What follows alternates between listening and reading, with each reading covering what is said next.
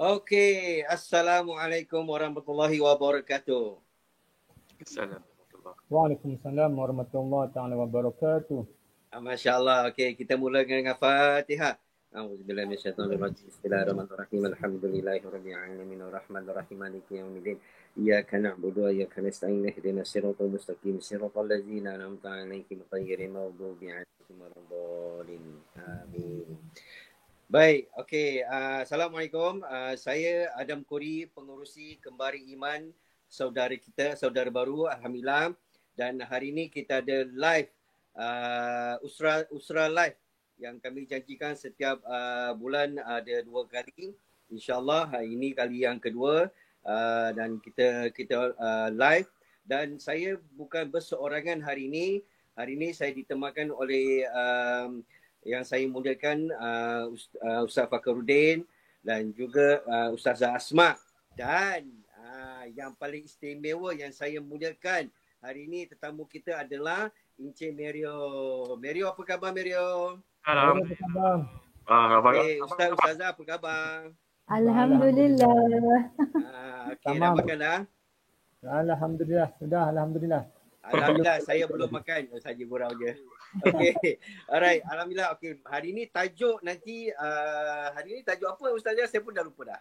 Hidayah yang dicari. Masya-Allah, hidayah yang dicari.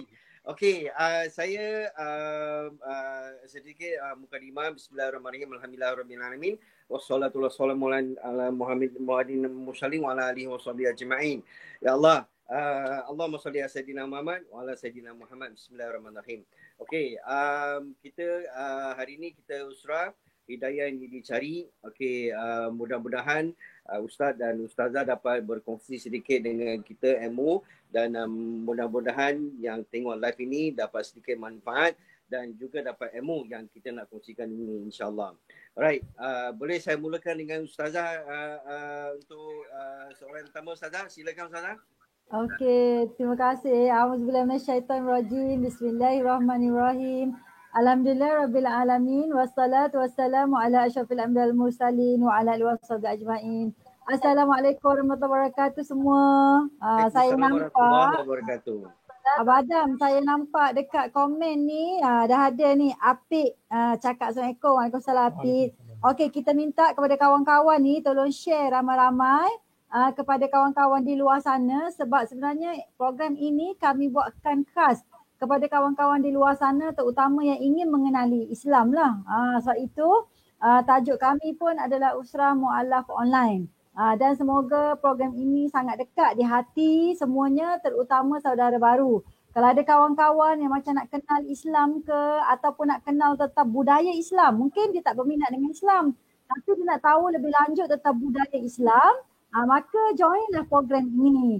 Dan saya nak tegaskan bahawasanya Islam ini terdiri daripada pelbagai bangsa, pelbagai bahasa, pelbagai negara. Sebab tu macam kami malam ni ada macam-macam bangsa, betul tak Saya Melayu dengan Ustaz pun ada Abadam Melayu lain-lain ni, tak sama.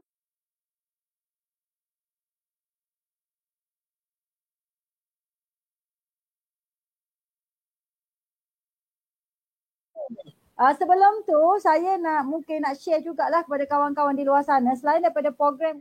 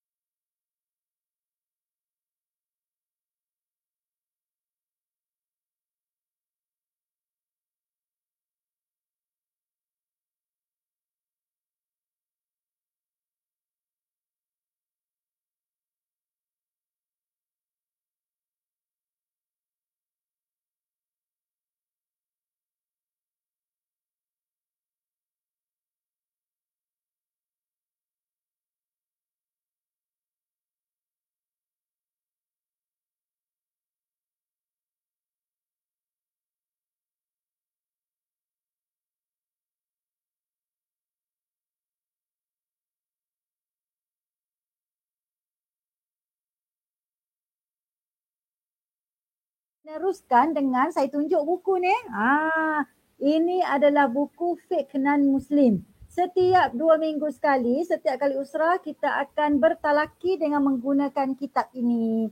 Okey, pada malam ini kita akan sentuh tentang fiqh bersaudara, berjiran dan berkawan. Bagi sesiapa yang ada buku, boleh buka muka surat 21. Malam ni kita akan lihatlah beberapa perbahasan yang sempat sebab 15 minit saja kan untuk talaki.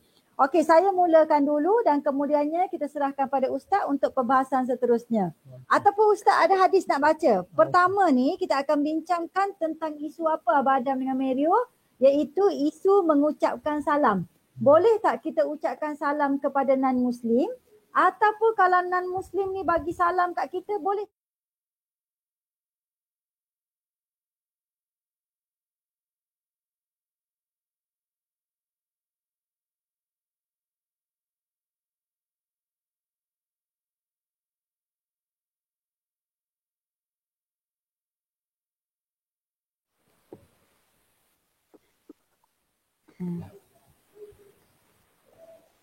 Suara Ustazah kurang jelas. Tak dengar ke? Tak dengar terus. Oh, Audio teknikal dia. Tak. apa Ustazah kena mulakan balik. Tentang program. Saya buat fiqh bersaudara lah kot. Kat mana perkenalkan apa? Program kita. Okey. Ustazah kenalkan balik. Kita baca tu betul sama. Dia ada pendapat Arun dan pendapat Aram.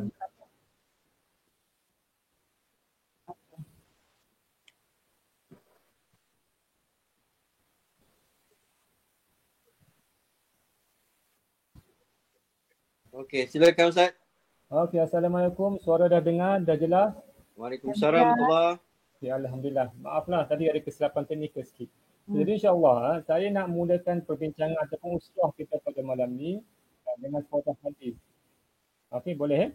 Okey, daripada sallallahu alaihi wasallam, suatu hari Rasulullah datang seorang lelaki bertanya kepada Rasulullah tentang apakah amalan yang paling baik. Jadi sesuai dengan tajuk kita pada malam ni adalah tentang bersaudara. Apa kata Nabi? Tud'imut ta'am wa taqra'us salam ala man arafta wa ala man lam ta'rif. Cantik sangat kenal dengan petajuk kita pada malam ni. Seorang lelaki telah datang dan bertanya kepada Rasulullah apakah amalan yang paling baik. Dan Nabi SAW bersabda, kamu memberi makan yang pertama. Dan yang keduanya adalah mengucapkan salam. Sama ada kepada orang yang kamu kenal ataupun orang yang tidak kamu kenal. Mana tajuk kita malam ni, kalau tengok kita di negara kita ataupun di Malaysia ni, kita ni maknanya hidup dalam keadaan yang harmoni ataupun dengan bermasyarakat yang berbagai kaum. Ada berbagai kaum pun ada, berbagai agama pun ada. Kadang-kadang kita ni berjiran dengan non-Muslim. Contohnya saya Abang Adam. Jiran saya sebelah kiri saya adalah India ataupun Hindu lah, dia Hindu. India Hindu. India Hindu penganut agama Hindu. Dan juga jarak 2-3 rumah pula adalah Chinese non-Muslim, penganut agama Buddha. Maknanya bagaimana kita nak berinteraksi kan. Memanglah kadang-kadang kita ni mulakan dengan perkataan good morning kan. Kadang-kadang kita mulakan good morning. Tapi kalau kita tengok seperti pada hadis ni, perbincangan kita di sini adalah isu good morning, good afternoon tu tak ada masalah kan. Maknanya tak ada dibincangkan. Kenapa? Sebab itu adalah ada apa ni Ustazah, dalam bahasa yang kita kata yang difahami. Cuma isunya bila mana kita dikaitkan dengan Islam kan. Maksudnya adakah boleh kita memberi salam ataupun orang non-Muslim ni, sebab kadang-kadang non-Muslim ni kan, sebab dia hidup dalam negara yang dikelilingi oleh masyarakat Melayu Muslim, kadang-kadang mereka tu tengok orang Melayu Muslim bagi salam. Jadi isunya kita ada dua isu di sini. Adakah kita boleh memberi salam kepada non-Muslim? Dan yang keduanya, adakah non-Muslim sahabat kita ni, jiran kita ni juga beri salam? Dan adakah kita boleh jawab salam di sini? Okey, balik macam mana Ustazah? Okey, kalau kita tengok, saya ringkaskanlah daripada kitab ini, dia cerita panjang. Tetapi mengenai ucapan salam ini, dia terbahagi kepada dua. Pertama, hukumnya adalah harus. Maknanya sebab apa hukumnya harus? Harus ni maknanya boleh, bukan harus kata menggalakkan, bukan. Harus ni maknanya buat tak apa, tak buat tak apa. Ada pandangan ulama yang mengatakan boleh memberikan salam kepada non-Muslim. Dengan alasan apa dia? Kerana tiada larangan khusus dalam Islam yang mengatakan kita tak boleh bagi salam kepada non-Muslim. Tetapi ada pandangan yang kedua pula, dia mengharamkan kita memberi salam kepada non-Muslim. Kerana ada hadis Nabi SAW mengatakan, janganlah kamu memulakan salam kepada orang Yahudi dan Nasrani. Jadi kalau ada dua pandangan macam ni, Abah Adam, Mario dan kawan-kawan, macam mana kita nak buat? Di sini kita melihatlah pula kepada amalan di negara Malaysia ini. Jadi kalau kita tengok dalam konteks ini, lebih baiklah kita ambil jalan pertengahan dan lihat apa yang berlaku di Malaysia. Kalau di Malaysia, contohnya perkataan Assalamualaikum. Assalamualaikum itu kita khususkan kepada orang Islam saja. Berbeza dengan selamat pagi. Kalau selamat pagi kepada siapa-siapa pun boleh. Selamat pagi saudara Chong, selamat pagi saudara Ali, selamat pagi saudara Mutu. Tak apa sebab dia dalam bahasa Melayu menunjukkan greetings kan.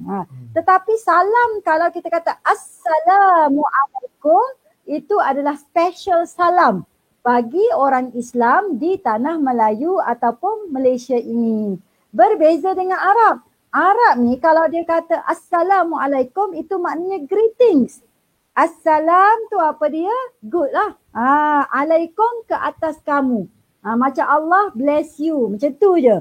So dari segi Arab, dia boleh bagi salam kepada non-Muslim dan sebaliknya. Tapi kita orang Malaysia ini, kalau kita nak bagi kepada semua, kita kata either good morning ataupun selamat pagi. Tapi kalau Assalamualaikum lebih baik dikhususkan kepada orang Islam saja. Okey, itu dari sudut kita memberi salam.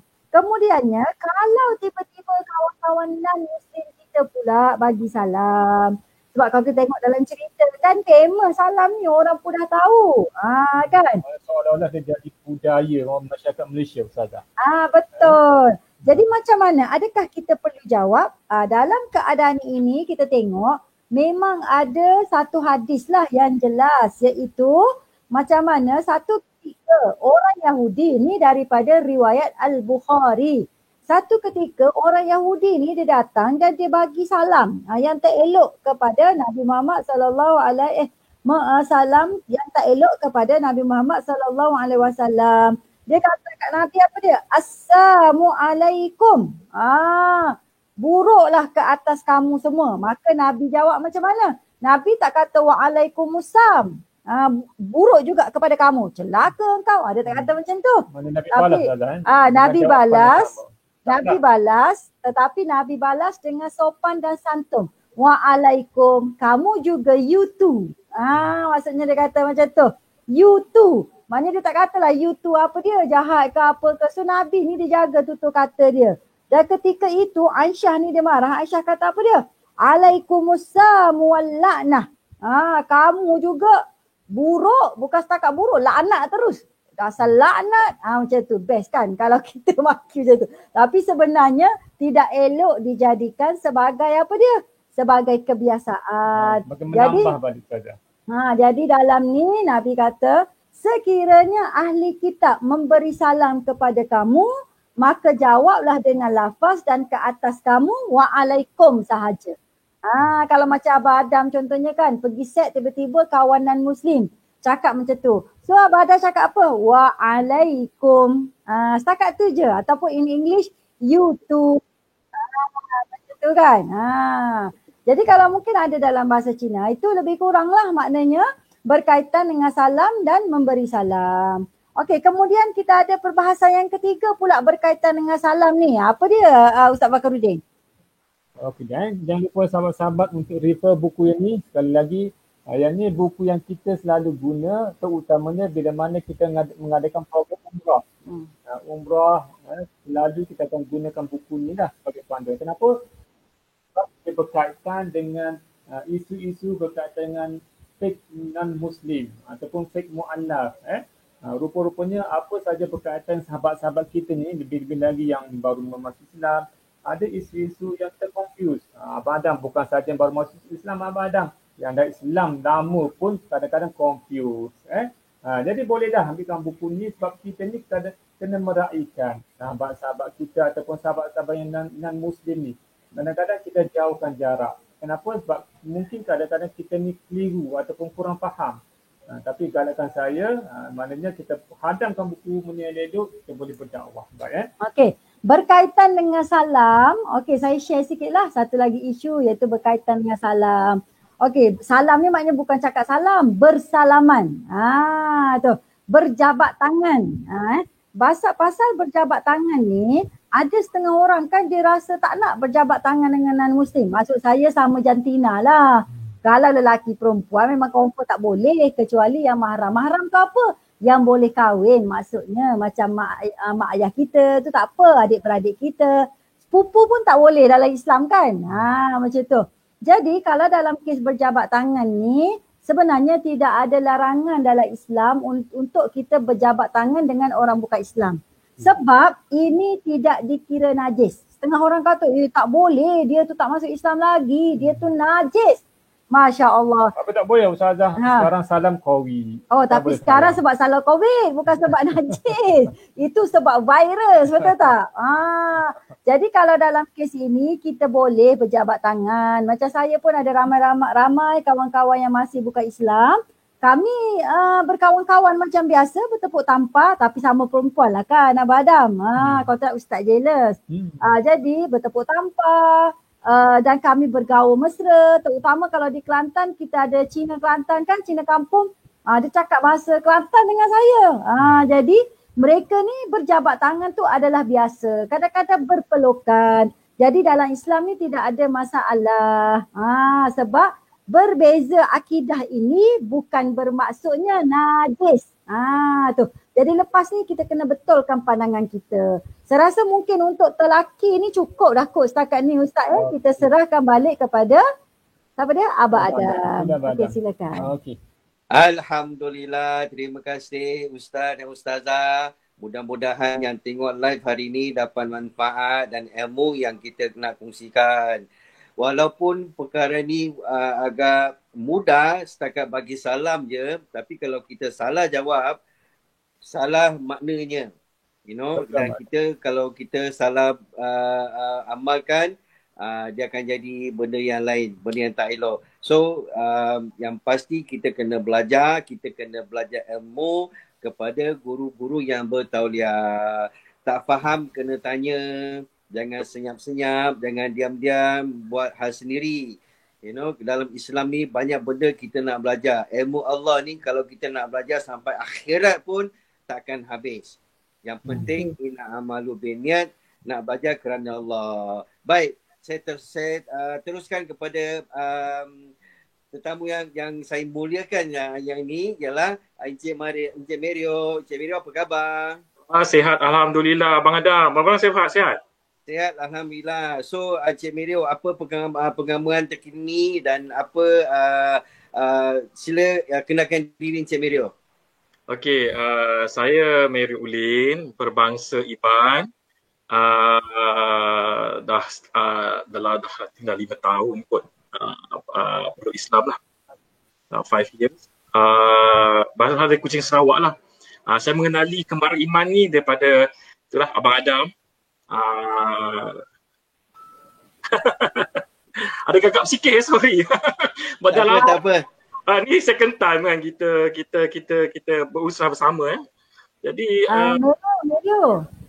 Tak apa. Jangan apa sebab dalam ni ada kawan-kawan kita yang tengah dengar ni. Afkar ada, Tiaga ada, Adi, Sarusdi pun ada. Sarusdi pun ada. Semua cakap Assalamualaikum dekat Merio. Okey, silakan Merio. Okey. Dalam Islam ni saya sebenarnya panjang ceritanya lah. Perjalanan saya mendapat hidayah ni lah. Dia bermula daripada zaman saya sekolah lah. Zaman sekolah dulu saya memang tentang lah Islam tu, memang tentang Islam, memang tak suka Islam, memang anti lah, berkata-kata anti lah. Jadi selalu berprovokasi jugalah. Mengganggu kawan-kawan yang beragama Islam, mengejek mereka orang. Tapi Allah Maha Pengasih, orang kata maha kuasa dia bagikan saya hidayah lah. Alhamdulillah lah. Sebenarnya Islam ni banyak mengajar saya tentang kehidupan, Ustazah, Abang Adam. Dia banyak mengajar saya, especially masa kembar iman bawa saya ke melakukan umrah di Mekah 3 tahun lepas, tak silap 2016. 2016. Masa tu saya memang terbuka betul mata saya dengan Islam. Sejak since then memang solat tinggal lah. Solat dapat Alhamdulillah. solat tak tinggal. Kalau tinggal rasa bersalah. And then kehidupan saya lagi teratur. Hati saya lagi bersih, makin lapang. Dan saya rasa makin tenang lah berbanding sebelum-sebelum ni. Alhamdulillah, saya memang sentiasa mengucap terima kasih kepada Abang Adam, Kemara Iman and the team sebab bawa saya ke Mekah. Itu titik tolak kehidupan saya sebenarnya, Ustazah dan Abang Adam. Ustaz. Masya Allah. Encik Mirio, saya sebenarnya harus terima kasih pada Allah sebab saya dengan Ustazah ni pun hanya pengantaran sahaja. Kami hanya buat apa yang kami mampu. Yang jemput Mirio adalah Allah. Cuma kami hanya uruskan pentadbiran sahaja. So, Encik Mirio, kita tak berjanji nak pakai baju yang sama, warna sama. tak berjanji. Kebetulan ni. So alhamdulillah Allah bagi hadiah hidayah pada Encik Mirio, pada bukan semua orang boleh dapat, tapi yang penting sekarang ni bila kita dapat hidayah, kita kena bersungguh-sungguh berusaha untuk jaga taufik dan hidayah Allah ni semulia-mula yang mungkin. Macam Encik Mirio kata tadi, kalau dia tinggal solat, dia rasa gelisah, dia rasa takut, dia rasa hati dia tak tenang. Jadi dia tak tinggalkan solat.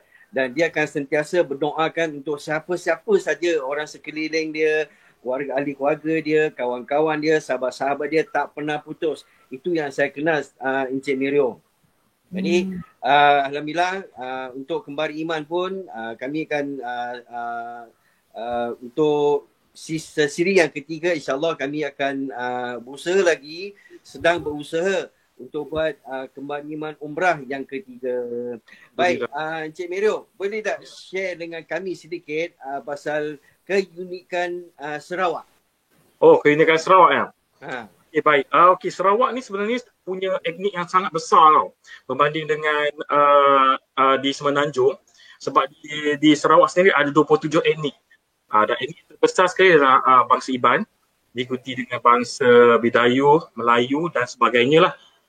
Jadi di Sarawak walaupun dia punya orang kata etnik ni berlainan, tapi bahasa dan kehidupan memang totally different. Kalau kita jumpa orang Iban, orang Iban pula berjumpa dengan orang Bidayuh, bahasa totally tak sama. Tapi budak bahasa Bidayuh boleh faham pula bahasa Iban. Jadi bahasa pertuturan antara satu sama lain tu bahasa Melayu biasalah maknanya. Ya, betul di Sarawak. Kebanyakan bangsa etnik lain macam Kenyah ke ataupun Melanau ke Bidayuh, dia orang boleh faham Iban. Even Cina pun boleh betul-betul bahasa Iban lebih baik daripada saya. Sebab macam di Kelantan, Cina Kelantan dia boleh cakap Kelantan dengan fasih. Dia sama seperti macam di certain tempat di Sarawak, kaum Cina ni dia boleh bercakap fasih bahasa Iban. Macam orang Iban. Bukanlah. Macam Mirio daripada bangsa Iban, sebenarnya macam mana? Sebab saya kadang-kadang bayangkan macam Iban ni memang jauh lah daripada nak kenal Islam, betul tak? Ya, macam mana Mirio daripada bangsa Iban tetapi kemudiannya boleh tertarik dengan Islam? Padahal pada peringkat awal tu kan macam tak berapa suka. Sebab dia kan macam budaya kan jauh duduk di Sarawak dan sebagainya kan. Mungkin boleh share lah dengan kita orang. Ya, betul. Okey, petanda awalnya masa ibu saya ada beritahu dulu, mak saya lah. Dia cakap masa kecil-kecil dulu saya suka ikut lari ke masjid. Ayah askar, masuk ke masjid. Kecil-kecil selalu kena pukul, kena marah, masuk masjid. Lepas tu bila tu kawan-kawan pun banyak yang Melayu tapi memang anti lah, anti semua. dengan masih anti dengan Islam ni, tapi dia sebenarnya ada something happen dalam kehidupan tu kan, yang membawa saya ke arah Islam. Ketika arwah abang tengah sakit. Masa arwah abang sakit tu banyak benda yang saya belajar sekarang ni. Saya tahu arwah abang sakit, saya tak buat apa. Arwah abang meninggal, saya tak tahu nak buat apa. Dari itulah hati saya memang terbuka betul. Masa arwah abang meninggal, hati saya terbuka betul. Terbuka betul nak mengenali Allah tu. Itu benar bagi saya. Jadi abang pun ada pesan masa tu. Sebab abang pun itulah yang buat saya sedih masa kita buat umrah dulu. Sebab abang masa tengah nazak tu dia cakap, dia kata nak ikut saya buat umrah, nak buat umrah sama-sama. Ya. Maknanya keluarga Mario pun masuk Islam juga ke sebenarnya? Keluarga saya tak masuk Islam. Mak masih Kristian, abang sulung masih Kristian, adik perempuan 2 orang bawah saya pun masih Kristian. Cuma abang saya yang sulung tu, yang nombor 2 yang meninggal tu masuk Islam. Alhamdulillah. Yang nazak tu, Mario, maksudnya yang nazak tu, maknanya dia dah Muslim ataupun belum masuk tu? Dia dah Muslim. Dia dah Muslim. Dia yang kata nanti kalau dia kata ada rezeki, saya nak ikut sama-sama pergi buat umrah, dia kata tu. InsyaAllah kita doakan. Dari situlah titik tolaknya hati saya terbuka betul, memang terbuka dengan Islam ni. Dia sikit-sikit datang tahu ustaz, saya pun tak tahu kenapa. Sedangkan masa tu saya boleh dikatakan mengenali Islam tapi berfikiran liberal, macam berfikiran sangat moden. Maksudnya tak semayang pun tak apa. Macam tu. Dalam proses mengenali Islam tapi masa benda tu masih kabur. Bila ada satu benda besar berlaku dalam kehidupan tu, dia membuka mata saya. Ketika itulah saya rasa hidayah tu datang. Jadi bila berlaku benda seperti itu, dan saya takkan persiakan lagi kali ni. Seperti apa saya cerita sebelum ni, dengan ibu saya sakit semua, saya takkan persiakan masuk, saya tak akan meratap, tapi saya akan berdoa, menggunakan senjata berdoa bagi seorang Islam. Dan tadi kami ada bercakap lah sebelum kita live, sekarang baru ni Ibu Mario di dalam keadaan tidak sihat, betul tak dimasukkan ke ICU, dan Mario sendiri berkongsi lah bagaimana doa itu memberi kesan yang besar kan. Tapi ibu ni masih tidak Islam lagi, betul tak? Betul. Jadi maknanya dari segi kefahaman kita, walaupun kita Islam ke bukan Islam ke, ibu tu tetap ibu. So macam mana sikap Mario sendiri terhadap ahli keluarga walaupun selepas Islam? Okey. Dalam Islam ni banyak mengajar saya erti adab, Ustazah. Ajar erti adab. Jadi saya sebenarnya nak menceritakan kepada keluarga-keluarga saya yang belum Islam ni mengenai Islam ni agak sukar. Kadang-kadang ada masa ni bila saya di kampung saya disindir, ada ketikanya saya diejek. Jadi saya menggunakan pendekatan Rasulullah secara dia berdakwah, iaitu bercakap dengan cara lembut. Jadi saya menggunakan kelembutan saya untuk membalas kata-kata mereka. Saya tak nak berdebat atau berbalah dengan mereka kerana ini akan menunjukkan imej yang sangat jahat, sangat teruk pada seorang Islam. Jadi apa yang saya buat, saya akan explain apa yang saya tahu. Dan kalau lebihnya, saya akan tinggalkan perbalahan itu. Saya akan belah, saya akan duduk, saya kata tak apalah, saya kata ini agama saya dan ini Tuhan saya. Seperti itu. Jadi kadang-kadang macam saya dengan ahli keluarga pula, saya kena menghormati mereka. Seperti macam contoh kalau kadang-kadang keluarga saya akan makan babi kan. Jadi saya tak nak tunjuk reaksi yang keji kepada mereka. Itu makanan mereka. Jadi saya menghormati mereka.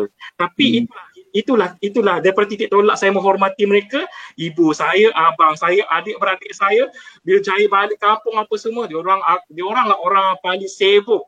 Oi, dia kata, pakai pinggan baru. Ini tak makan ni, kita ambil ayam bawah tu pergi sembelih. Sampai begitu sekali.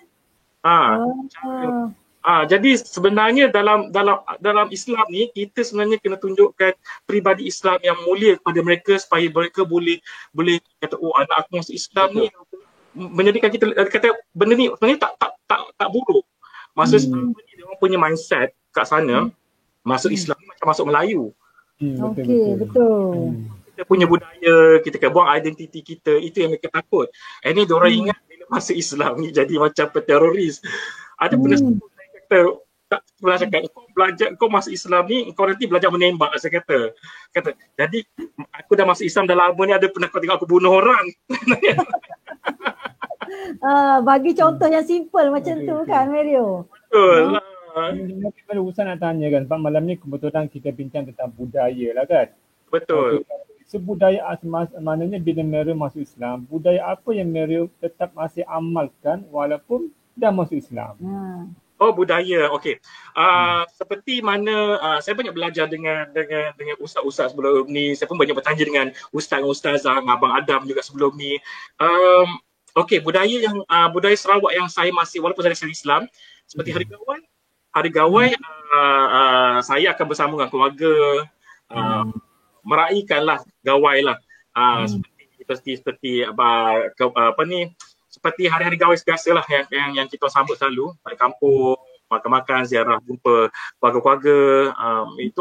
Tapi sebenarnya saya sendiri pun, kehidupan saya keluarga pun sebenarnya dah kemelayuan sebenarnya. Oh, maknanya satu family pun dah macam kemelayuan dah. Kemelayuan dah. Sebab kita adik-beradik dibesarkan di Semenanjung, anak askar kan. Faham. Jadi walaupun kita ni Iban, tapi kita taklah buang budaya kita lah. Kita masih jaga makan hari Gawai, kita balik kampung, balik rumah panjang, celebrate Gawai. Cuma ada batas-batasnya yang saya tak boleh nak. Macam contoh, diorang kalau berpesta pora kan, menari kan, saya tak boleh join lah. Kita duduk tepi lah maknanya. Dia menonton saja, jadi penonton. Tapi dia faham sebab bila tahu kita Islam, dia takkan bagi kita tuak, dia takkan bagi kita makan yang tak haram, tak halal. Dia akan suruh dalam rumah panjang kami ni ramai yang dah masuk Islam, Ustaz. Oh, alhamdulillah. Sebenarnya kat mana rumah panjang Mario ni? Dekat Seri Aman, dekat Batu Lintang Seri Aman. Okay. Itu kawasan bandar dah tu kan? Kawasan bandar jugalah. Dia 3 jam daripada Kuching. Oh, okey. Ustaz dengan Abang Adam kita pergi balik kampung saya. Allah, nak tengok rumah panjang. Ya, boleh insya-Allah bulan 6 hari masa Gawai kita tengok memang orang sana dah ada satu keluarga yang akan masakkan, satu keluarga Islam yang akan masakkan untuk kita. Mario kat sini kita tak ada rumah panjang di Selangor ni, kita ada rumah tinggi, rumah kan. Ya. Satu saya nak tanya Mario, bila cakap pasal Iban kan, biasa kalau saya pergi Sarawak kita ada banyak lah nampak rumah panjang. Tapi saya rasa orang kita di Semenanjung yang tak pernah pergi, mungkin dia ingat rumah panjang ni macam dalam cerita-cerita dulu yang sebelum-sebelum ni kot. Tapi sebenarnya rumah panjang ni pun saya tengok dah moden, betul tak? Dah rumah batu kan. Cuma dia ada bilik-bilik kecil dalam tu, betul tak Dia macam rumah teres. Betul. Bezanya, dia punya rumah teres tu tak ada penghadang. Dia bercantum semua. Jadi jiran sebelah boleh membawang ke kiri dan ke kanan rumah. Betul. Cuma Mario saya nak tanya, dari segi pergaulan macam mana? Sebab dia kan macam ruang tamu dia kan besar, memanjang kan? So macam mana dia punya pergaulan macam lelaki, perempuan tu? Ada tak kaedah-kaedah dia kalau dah Islam, bukan Islam, macam mana tu? Okey, selalunya macam saya balik kampung, saya akan cuba elakkan, tapi cara baik lah. Seperti mana kalau sepupu-sepupu datang nak peluk, saya cuba buat macam ni. Saya kata, saya dah ambil air semayang. Cuba kadang-kadang bila saya tengok keadaan makin rancak dan meriah, saya akan masuk dalam bilik lah. Dari segi pergaulan, saya rasa zaman sekarang ni rumah panjang budak-budak rumah panjang semua dah moden. Diorang pun dah dapat informasi daripada Facebook. So memudahkan tahu batas-batas kita sebagai seorang. Kadang-kadang dia tanya, kenapa tak boleh salam? Jadi kita kena terangkan kepada mereka kenapa kita tak boleh bersalam dengan bukan daripada ahli keluarga kita kan. Jadi some of them faham, some of them tak faham. Kita terang dengan cara yang simple. Kalau tidak nanti orang akan fikir-fikir, susah ni Islam ni kata. Betul. Saya selalunya menceritakan Islam ni bila saya di rumah panjang, saya nak tunjuk yang Islam ni mudah. Dia tak susah. Kita pun tak nak susahkan mereka kan. Just kita tunjuk yang Islam itu sangat simple and mudah dipraktikkan. Maknanya Mario, lepas masuk Islam ni, walaupun kita Iban ke, Melanau ke, tetapi sebenarnya dia bukanlah satu perbezaan budaya yang besar lah. Tidak. Kecuali yang melibatkan mungkin halangan-halangan tertentu yang melibatkan syariat, akidah. Betul tak Mario? Betul Ustazah, exactly. Betul. Alhamdulillah. Mesej ni lah sebenarnya yang kita nak bagilah kepada kawan-kawan kita di luar sana. Bila masuk Islam, tak perlu tinggalkan budaya asal selagi tidak bertentangan dengan syariat, akidah kan. Dan kita dalam Islam sangat memupuk akhlak-akhlak yang mulia. Di mana akhlak-akhlak yang mulia ni kalau orang bukan Islam nak buat pun boleh. Kan? Saya ada ni satu soalan daripada kawan kita ni, Warni Bai Rajikal. Dalam kawan kita ni dia tanya, apa pandangan Ustaz dan Ustazah sekiranya non-Muslim juga mengucapkan insya-Allah sebab dah terbiasa dia kata. Macam kawan saya lagilah, kalau kat Kelantan, la ilaha illallah dia cakap. InsyaAllah. Boleh ke tak boleh agaknya Ustaz? Kita punya Ustaz nak bincang. Ustaz bincang. Oh, saya bincang. Okey. Kalau kita tengok sebenarnya di pihak dia bila dia mengucapkan insya-Allah dan juga contohnya la ilaha illallah sebagai kebiasaan, itu adalah budaya yang dia dah biasa. Maka tak apalah. Tetapi kita terangkan maksud insya-Allah ni, kau tahu ke maksud apa insya-Allah ni? Insya-Allah ni maknanya sekiranya diizinkan oleh Allah. Mesti dia akan tanya kenapa mesti dapat keizinan Allah? Sebab Tuhanlah pencipta kita. Jadi kalau dia nak sebut, dia nak budayakan, bagi saya tak ada masalah selagi dia tidak mengaitkan perkataan tersebut, pakaian kita contohnya, kita punya syiar dengan benda-benda yang apa dia?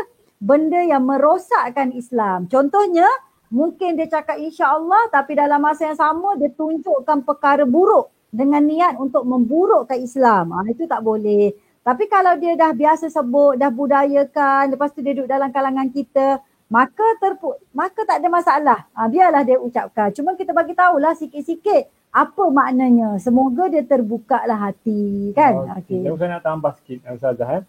Maknanya kalau dia sebut tadi dengan tanpa niat, tanpa niat hati yang betul, maka dalam hal ini sebab kita melihat kepada apa yang Ustazah bagi tahu tadi dengan budaya dengan masyarakatnya, maka maka tak ada masalah.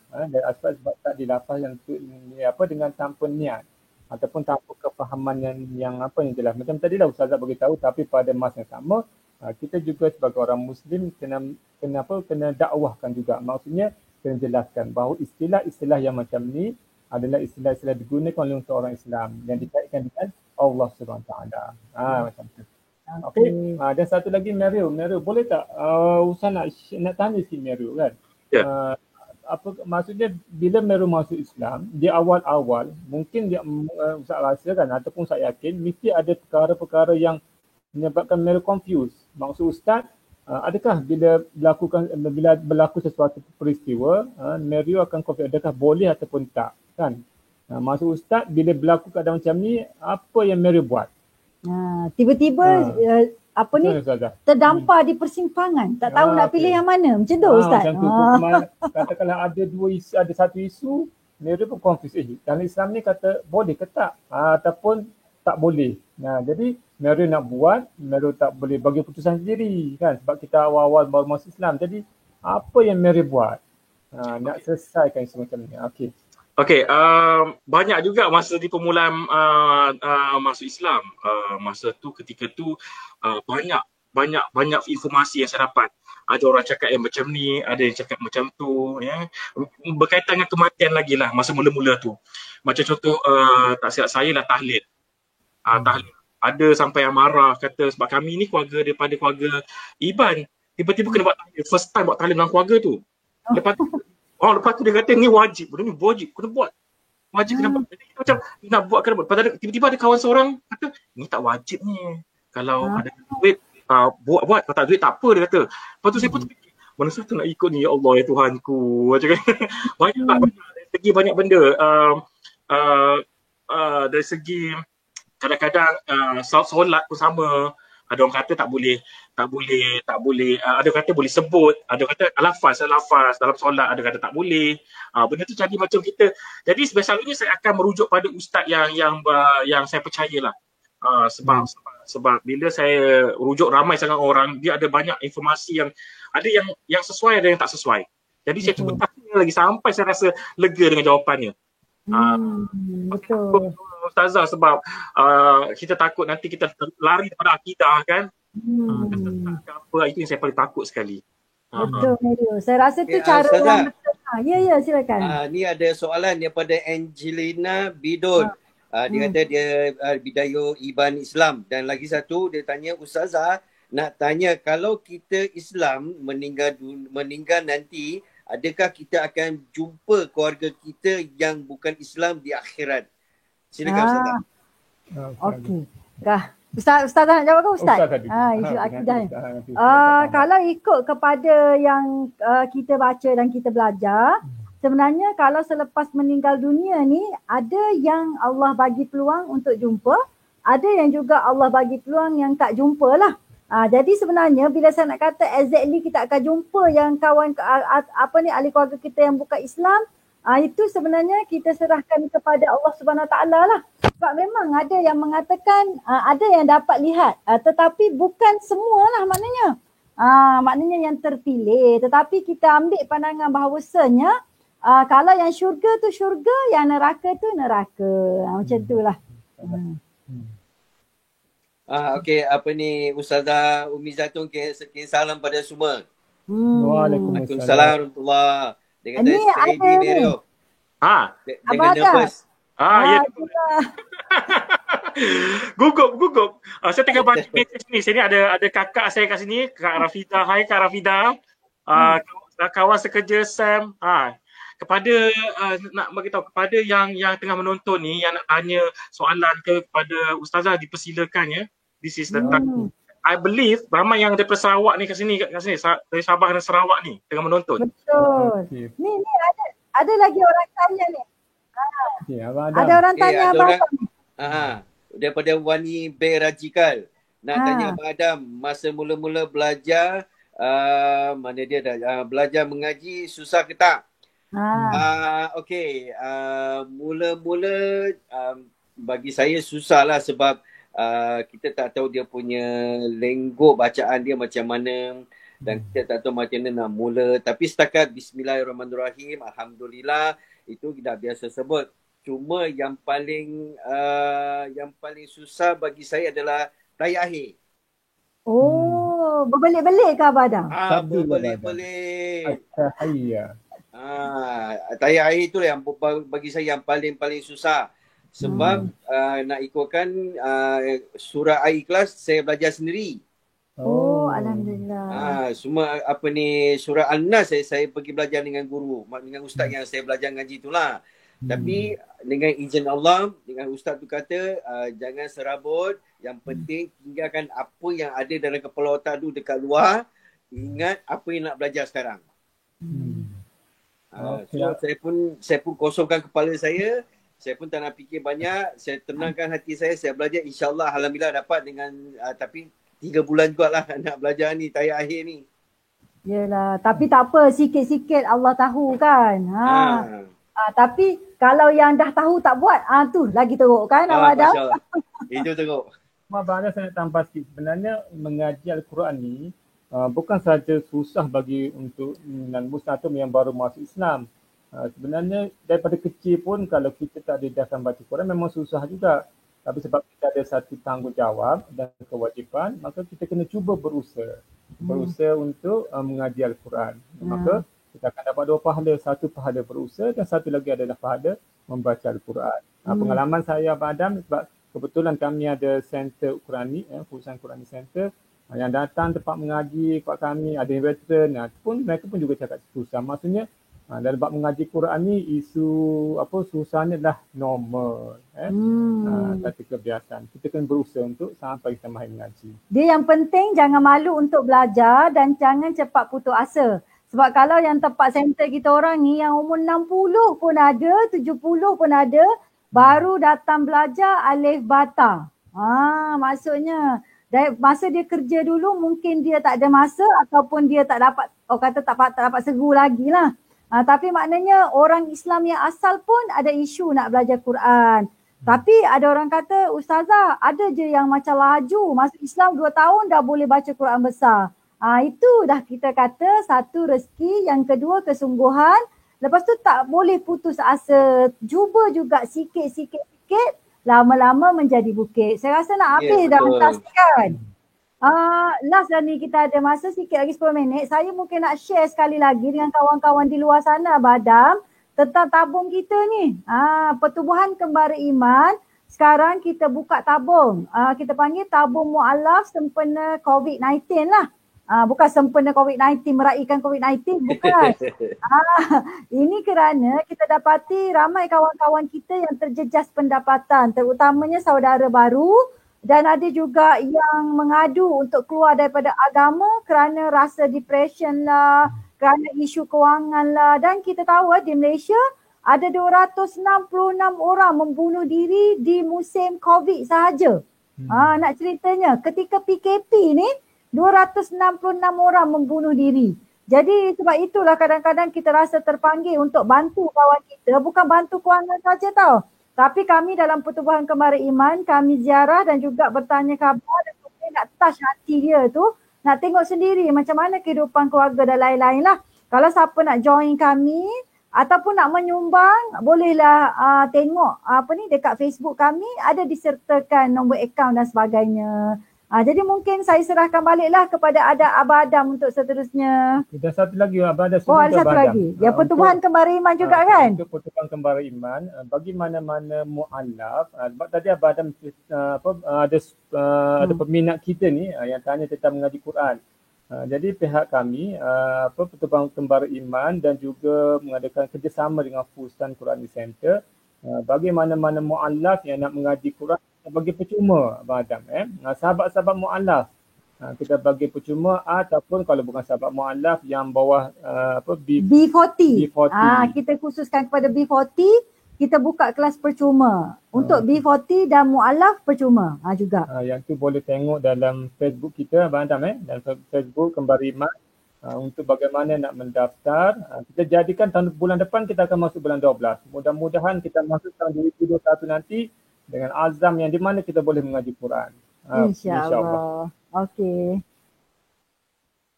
Okey, ni ada soalan daripada Angelina Bidol dan juga Epid Ben Talib. Daripada Angelina, Ustazah, boleh tak kita ganti puasa sekali dengan puasa sunat? Niat itu boleh gabungkan tak? Lagi satu soalan, ni untuk Mario. Saya Syekh Ahmad Taufik dari UKM. Nak tanya Bro Mario, bagaimana cabaran pertama kali pengalaman berpuasa di bulan Ramadan? Silakan. Ustazah dulu.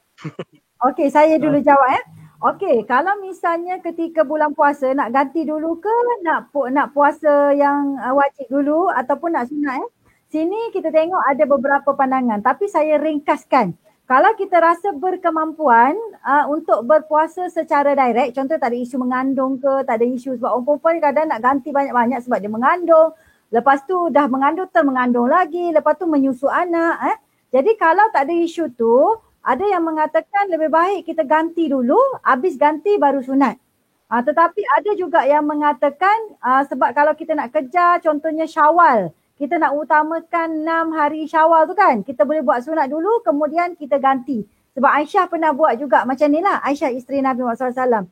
Tetapi bagi kebiasaannya, bagi yang contohnya mengandung menyusu pas tak sihat pula, biasanya dia akan sekalikan ganti dengan puasa. Boleh ke tak boleh? Ketiga-tiganya dibenarkan. Yang penting kita tahu kita ni nak buat puasa. Okey, itu daripada saya. Okay, Encik Mario silakan. Okey, pengalaman pertama puasa di bulan Ramadan. Seronok.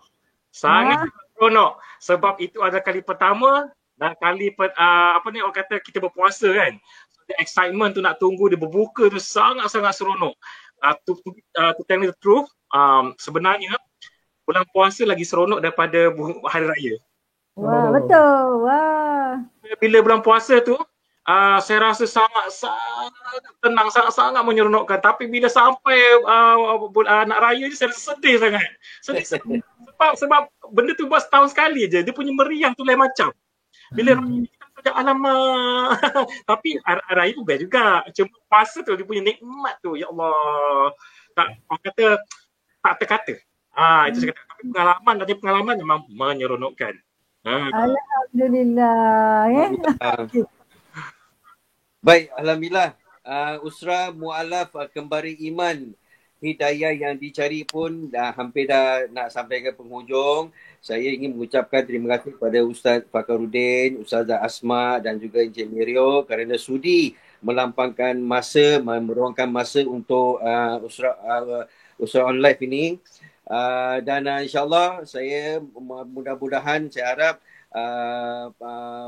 netizen di luar sana yang menonton FB Live ini mudah-mudahan dapat manfaat dan ilmu yang kami nak kongsikan. Abang Adam. Saya. Kita lupa ucapkan terima kasih kepada rakan kita di balik tabir, Ustaz Ridwan Tan. Terima kasih Ustaz Ridwan Tan. Ridwan Tuan pun daripada Kembar Iman 1. Yang sangat aktif. Sangat aktif dalam dakwah ni, masya-Allah, tabarakallah. Saya sendiri pun dah segan dengan dia. You know, walaupun kami ni masing-masing dia Hokkien, saya pun Hokkien, tapi itulah saya sangat hormat dengan dia dan saya sangat kagum dengan cara dia berdakwah. Terima kasih Ustaz Ridwan Tan. So, okey, alhamdulillah rasanya kita pun dah sampai penghujung. InsyaAllah kita akan jumpa lagi di 2 minggu yang akan datang. Betul tak Ustazah? Dengan yang lain pula. Kita ada ramai ustaz-ustazah kita ni dan juga tetamu yang lain lagi.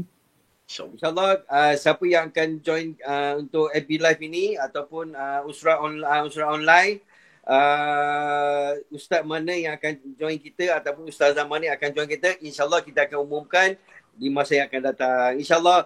So kita jumpa lagi pada masa yang akan datang.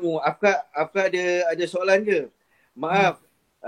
Saya tertarik dengan soalan dengan Angelina Bidol tentang bertemu dengan ahli keluarga di akhirat nanti. Dan terima kasih Ustazah jelaskan. Baik, besarnya kita disedekahkan Fatihah kepada yang hadiahkan kepada Fatihah. Okey. Terima kasih Afkar Su pun kita punya ahli Kembar Iman. Terima kasih juga. Okey, baik. Saya rasanya kita pun dah sampai penghujungnya.